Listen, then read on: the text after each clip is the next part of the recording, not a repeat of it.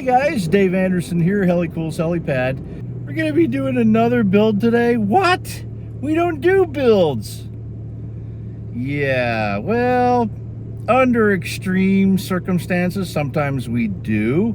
But most of the time it is just prototype building so that we can show you some really cool how to do it build videos. You guys stay tuned.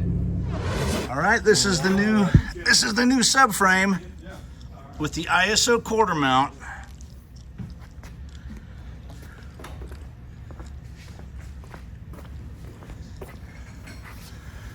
Oh yeah, these are nice. These are nice and beefy. Yep, it will come assembled.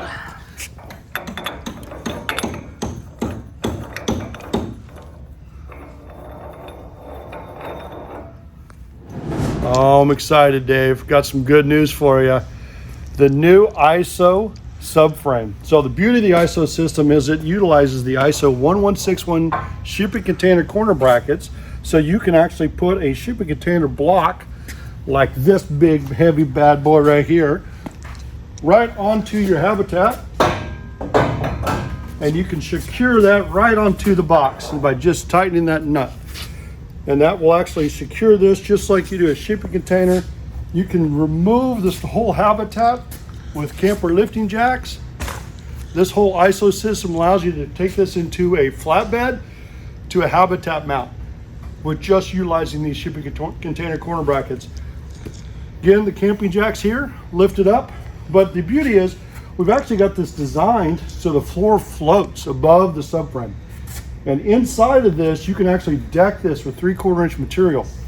So plywood, marine grade, starboard, whatever material you want, you can deck this whole thing out. We also have added in holes all around. So if you want to hang a bin off the bottom of this, storage boxes, tool boxes, all of those kind of provisions are now integrated into the new tube ISO subframe. Which beauty is we can continue this over into our new tube weldments. Everything is laser cut, tab and notched, precision fixtured. So the parts themselves actually lay in together and nest like a Lego kit. And we weld it together and it's square, it's flat. We got it down. The beauty of the new ISO subframe and the new tube subframes is they all come galvanized and then powder coated. So inside of these tubes are all hot dip galvanized zinc corrosion protection. This will give you years of durability and service well beyond your vehicle probably.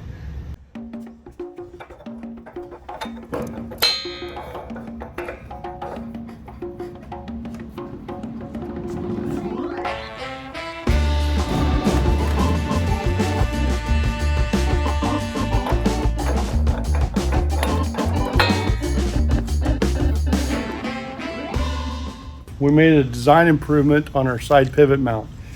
What you'll notice here is now the center piece is actually offset 1/2 inch. What we noticed on a few of our trucks here recently is the different radius and different thickness of the frames actually put the center of the frame a little bit differently. So now you've got adjustability of 1/4 inch all the way around to be able to lower this pivot or raise the pivot, whatever works best for your frame thickness and radius of your subframe. So now with one pivot we can accommodate even more truck frames. All right, one thing about the ISO Habitat subframe is aluminum grows with temperature more than steel. So in order to accommodate the thermal expansion of the habitat, both the panels and also the aluminum frame, we have to make sure that we gap this correctly. And you'll notice, Dave, here this gap. There's the big gap, give them a finger in there, and the small gap. So when this thing was to be able to go on and off, we need to be able to accommodate it. So it's a summery 52 degrees in Portland. To be able to accommodate a below freezing, we're going to kind of put it closer to the end with just a tiny little bit of gap. Therefore, as we get hot and this thing goes up to 120 degrees in ambient heat, we will be able to have enough clearance to be able to put the habitat on and off with no concerns.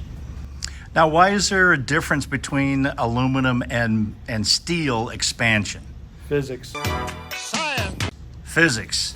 Which one expands most? Aluminum. By far, right? By 3 or 4 times the amount. So yeah. Right on. Dave just had a great question. And the thermal expansion control is mostly important in the length. Inside to side, there is quite a bit of allowance for this bracket to seat the corner block onto. So side to side is not as critical as far as the thermal expansion is concerned. These habitats will mount completely different than what you're used to with utilizing the flat bar nut plate. Here we're going to use the flat bar nut plate in the aluminum extrusion. So we will actually slide these in, and then each of these hole patterns will have them capturing the habitat frame. So this is a lot like putting the other habitats together. The only thing you have to think about is you're going to have your ISO blocks. So you can either put your floor together and then bolt the blocks on and then put it in place and then do the spacing from front to rear ISO blocks. But at the end of the day, you can work in the process on how you want to do it. We're going to put the extrusion around it, square up the extrusion, bolt the blocks on it, and then set it back in the frame.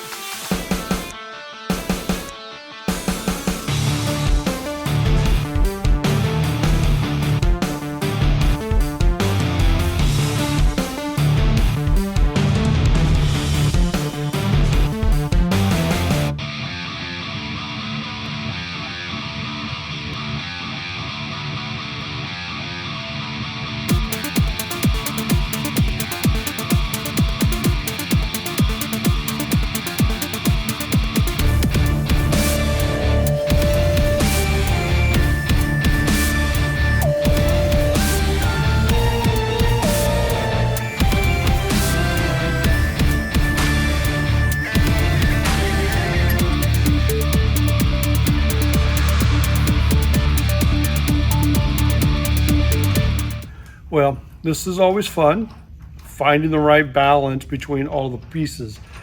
You got to watch your gap here like we talked about for thermal expansion, but you also got a gap in the inside corner, and it is very tight, precise where you want to get everything fit. So you want this piece of extrusion to be flush up with this. You want this piece of extrusion to be flush up with this.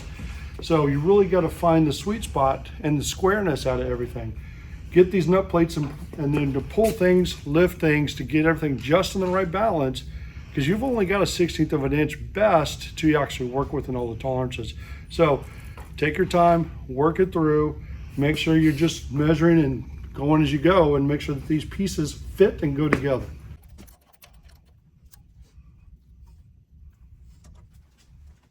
Now that we've used these ratchet straps and these jacks to get everything aligned and where we want it into place, once these bolts are in, we no longer need these ratchet straps, so we're going to remove them.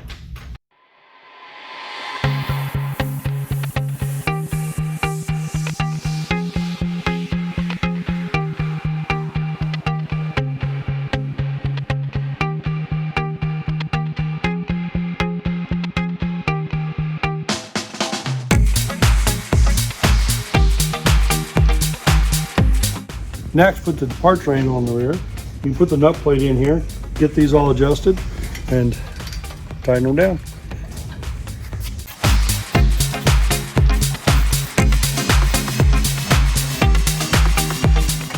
In order to have a good departure angle that's secure with the camper jacks and the load bearings, you got a really nice gust in the front. In the rear, what we've done is you're going to have these nut plates that also slide in here that capture both sides, got your holes here, and then we're going to drill and tap into this extrusion here that gets in here. So we'll have this in actually tension or compression when these jacks want to move. We're going to use the extrusion as kind of our extra load support. All of this, one glued and sealed, it's going to be very robust.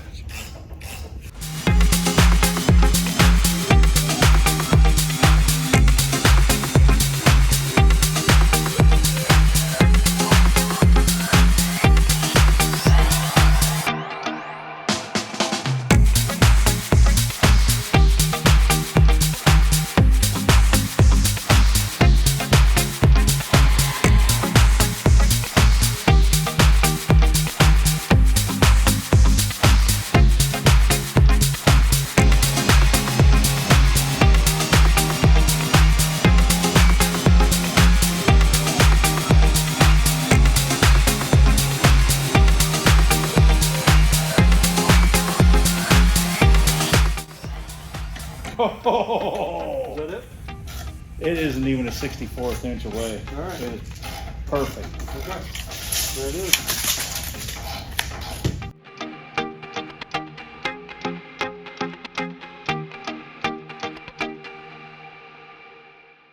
64th inch difference. And so that confirms square, and that also confirms side to side. Love it. Pro tip. This is what shipping agencies will do to you.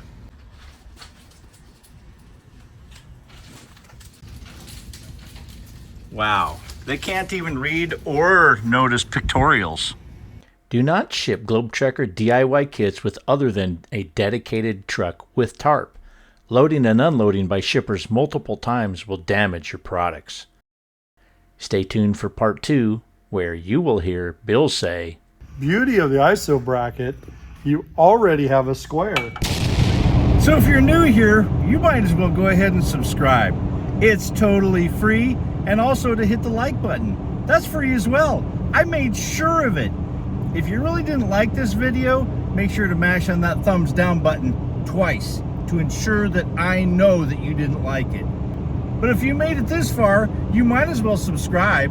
Let me tell you, there's a lot of good content here, and I hope you enjoy it. I do this for you. If you think YouTube is paying me a lot of money, no, it ain't about that. It's about you. It's about the community. Until next time, guys, I'm Dave Anderson signing out. You guys be safe, and God bless. Now let's try to keep my eyes on the road.